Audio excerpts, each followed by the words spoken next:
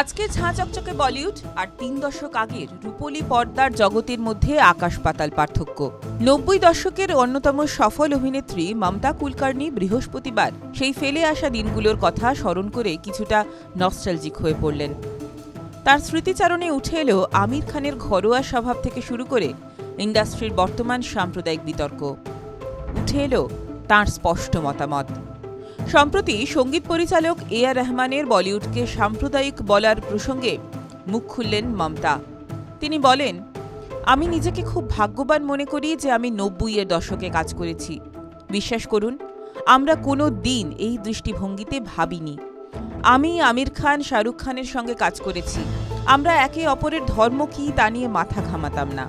সত্যি বলতে এখনকার এই পরিস্থিতি দেখে আর কী বা বলার আছে।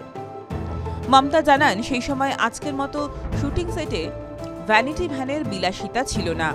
বাজি ছবির শুটিংয়ের দিনগুলোর কথা মনে করেই তিনি বলেন, আমির খান প্রায়ই আমার বাড়িতে আসতেন। লোখণ্ডওয়ালায় শুটিং থাকলে আমির সরাসরি আমার বাড়িতে চলে আসতেন এবং আমার বেডরুমেই পোশাক বদলাতেন। তখন ভ্যানিটি ভ্যান ছিল না, তাই কারো বাড়িতে ঢুকে তৈরি হয়ে নেওয়াটাই ছিল দস্তুর। তিনি আরও বলেন, শুটিং শেষ করে আমি আর আমির সোজা চলে যেতাম বাড়ি। ও নিজেই রান্নাঘরে গিয়ে চা বানিয়ে নিত।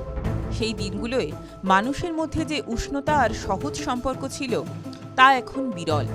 শুধুমাত্র সেটেই নয়, দেশের বাইরে বিশ্ব সফরের সময়ও তারকাদের মধ্যে এক গভীর মেলবন্ধন ছিল বলে জানান মমতা।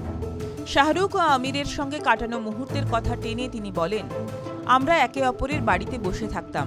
কেউ চা বানাচ্ছে তো কেউ রান্না করছে, এভাবেই চলত। আমরা কখনো বিভেদ খুঁজিনি। শিল্পী মানেই একজন শিল্পী, দয়া করে এর মধ্যে বিভাজন টেনে আনবেন না। আর এ.আর রহমানের বর্তমান প্রাসঙ্গিকতা নিয়ে মমতা কুলকার্নি মন্তব্য করেন যে সময়ের সঙ্গে সঙ্গে সবকিছুর পরিবর্তন ঘটে। তার কথায়, সময়ের সঙ্গে সঙ্গে রুচি বদলায়। হয়তো আপনার ঘরানার সঙ্গীত এখন আর ততটা প্রাসঙ্গিক নয়।